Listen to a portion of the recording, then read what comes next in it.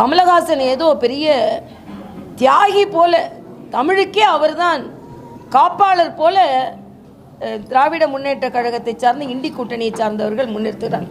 இன்று திருப்பூர் கிருஷ்ணன் மிக அழகாக ஒரு கட்டுரை தினமணியில் எழுதியிருக்கிறார்.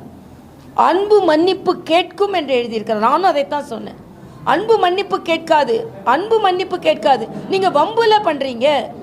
ஏதோ நாங்கள் இதை சொன்னதனால் தமிழுக்கு, ஏன்னா கமலஹாசன் ஏதோ தமிழுக்கு ஆதரவானவர் போலவும் நாங்கள்லாம் தமிழுக்கு எதிரானவர்கள் போல ஒரு மாய தோற்றத்தை ஏற்படுத்துகிறார்கள்.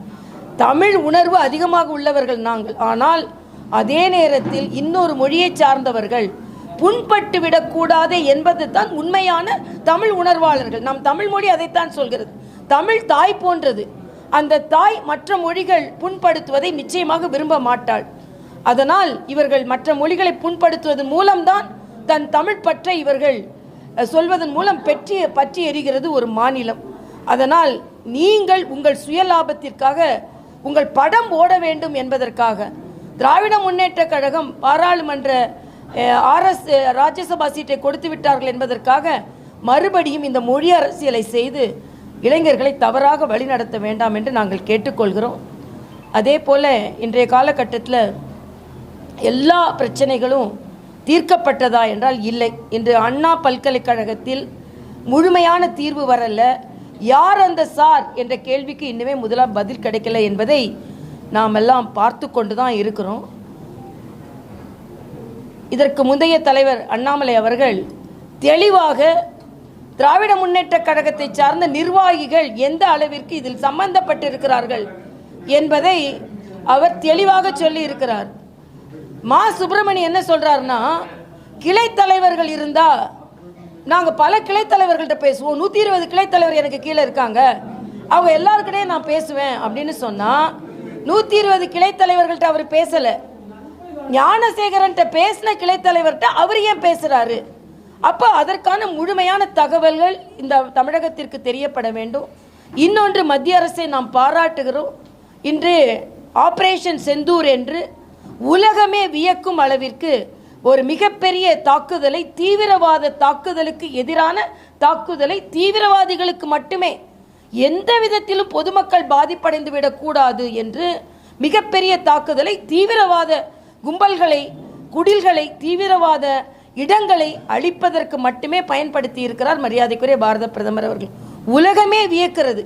இவ்வளவு பெரிய போரை, இவ்வளவு பெரிய தாக்குதலை தீவிரவாதிகளை மட்டுமே குறிவைத்து தாக்கி பொதுமக்களை பாதுகாத்திருக்கிறார் என்றால் உலகத்திற்கே நீங்கள் வழிகாட்டி இருக்கிறீர்கள் என்று உலகமே பாராட்டுகிறது. அது மட்டுமல்ல, இன்று எதற்கெடுத்தாலும் ஸ்டாலின் குறை சொல்லிக் கொண்டிருக்கிறார். ஆனால் ஒரு மாற்றுக் கட்சியை சார்ந்தவரை, கனிமொழியை அவர்களுக்கு அங்கீகாரம் கொடுத்து உலகம் முழுவதும் சென்று நமது நாட்டை பற்றி பேச வைத்தது பாரத பிரதமருக்கு பெருமை. அதை சென்று சரியாக நடத்தினார் கனிமொழி அவர்கள். அவருக்கும் எனது பாராட்டுகள். ஆனால் அதே நேரத்தில் எந்த ஆபரேஷன் சிந்தூரை அவர் வெளிநாடுகளுக்கெல்லாம் எடுத்து சென்றாரோ அந்த ஆபரேஷன் சிந்தூரை பற்றி அவர்கள் கட்சியின் பொதுக்குழுவில் எந்த ஒரு வார்த்தையும் இல்லை என்பது மிக மிக வருத்தம் அளிக்கக்கூடிய ஒன்று. ஆக நாட்டில் நல்லது நடந்தால் தயவு செய்து பாராட்ட கற்றுக்கொள்ளுங்கள் முதலமைச்சர் அவர்களே. இன்னும் சொல்லப்போனால் சாதிவாரி கணக்கெடுப்பு 94 ஆண்டுகளுக்கு பின்பு நடக்க இருக்கிறது. அது 2011 இவர்கள் கூட்டணி கட்சி நடத்திய சாதிவாரி கணக்கெடுப்பை வெளியிடவில்லை. ஆனால் 2021 நிச்சயமாக மக்கள் தொகை கணக்கெடுப்பு ஏன் நடத்தப்படவில்லை என்றால் கொரோனா பாதிப்பு. ஆனால் அதன் கூட சாதிவாரி கணக்கெடுப்பு மரியாதைக்குரிய பிரதமர் ஏற்பாடு செய்திருக்கிறார். அது 2027 மார்ச்சில் நடக்கும்னா உடனே இது தமிழகத்தில் உள்ள இடங்களை குறைப்பது வெட்ட வெளிச்சமாகி விடுகிறது என்று சொல்கிறார். எல்லாவற்றிலும் குறை சொல்ல வேண்டாம் ஸ்டாலின் அவர்களே. உங்கள் கூட்டணியிலே இருக்கிற பினராயி விஜயன் அவர்கள் சென்று விழிஞ்சியம் துறைமுகத்துக்கு வரும்போது மரியாதைக்குரிய பாரத பிரதமரை வரவேற்கிறார். நேற்று அவர் நமது ரயில்வே அமைச்சரை பார்த்து சில திட்டங்களை கேட்டிருக்கிறார்கள். ஆக்கமான ஒரு சூழ்நிலை ஏற்படுத்தினால் மட்டுமே தமிழக மக்கள் பலன் தரும். ஆக இணக்கமான சூழ்நிலை ஏற்படுத்தாமல் மோதல் போக்கை எப்பொழுதும் மேற்கொண்டு தமிழக நலனை ஸ்டாலின் புறக்கணிக்கிறார் என்ற குற்றச்சாட்டை நான் வைக்கிறேன். செய்திகளை உடனுக்குடன் தெரிந்து கொள்ள கீழ்கண்ட கேபிள் மற்றும் டிடிஹெச் நெட்வொர்க்குகளில் எம்நாடு செய்தி தொலைக்காட்சியை காணுங்கள்.